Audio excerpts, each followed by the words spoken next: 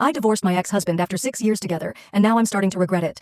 I left because it felt like he'd stopped caring. No dates, no real conversations, just silence. He'd come home from 12-hour warehouse shifts and disappear into the garage until midnight. Every night, I begged him to talk to me. I asked if something was wrong, if he was cheating, if he didn't love me anymore. All he'd ever say was, "I'm fine, just working on a project." If I asked about the project, he'd shut down. After 3 years of that, I was done. I ate alone, slept alone, woke up alone. We were strangers sharing a house. I tried everything: therapy, planning dates myself.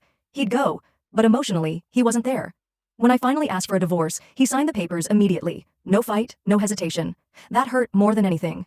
I moved into a tiny studio, started therapy, lost weight from stress, and slowly tried to rebuild. My friends introduced me to Marco, a sales manager who loved going out. We traveled, went to concerts, and did everything my ex never wanted to do. Marco texted me every morning, planned dates, remembered little details. I kept telling myself this is what happiness looks like, but something felt hollow. I'd be out with Marco and catch myself wondering what my ex was doing, if he ever thought about me, or if our marriage had ever meant anything to him. 6 months after the divorce, I realized I'd left a box of my grandmother's photos at the old house. My ex told me I could come get them anytime. When I went to pick them up, I still had my key.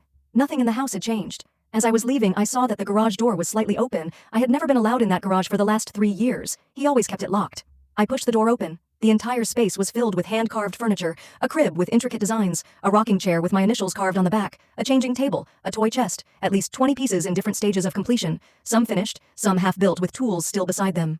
I walked deeper inside and saw even more: tiny wooden animals, a mobile with carved stars and moons, a bookshelf shaped like a tree. Every piece looked professionally crafted. He had taught himself advanced woodworking without telling me. Then I found the notebook. It was worn and covered in sawdust. On the first page were furniture sketches with measurements.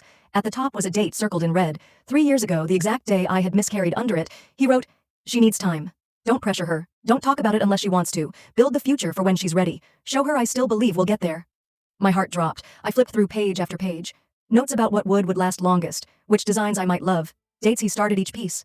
He had been building a nursery for a baby we lost, one he believed we would have one day when I healed. There was an entry from 8 months ago. "She asked about therapy today. I can't tell her about this. What if she thinks I'm pushing her? What if she's not ready? Just keep building. Keep showing up." The last entry was from the week I asked for the divorce. Maybe I misunderstood what she needed, but I can't stop now. 47 pieces planned, finished 23. I collapsed on the garage floor and cried. For 3 years, he wasn't ignoring me. He was secretly building a future he thought would help me heal. He thought he was giving me space. I thought he didn't care. I picked up a tiny wooden elephant. The nursery theme was going to be safari. I'd mentioned it once, months before the miscarriage, he remembered. With shaking hands, I texted him, "I'm at the house. I found the garage." He replied within 2 minutes, "Keep whatever you want. I don't need them anymore." Then another message, "I'm sorry I wasn't what you needed. Now I'm sitting in a garage full of furniture he made for a baby we lost and a life we never got to live. Marco is texting me about dinner. My ex-husband just apologized, and I have no idea what to do."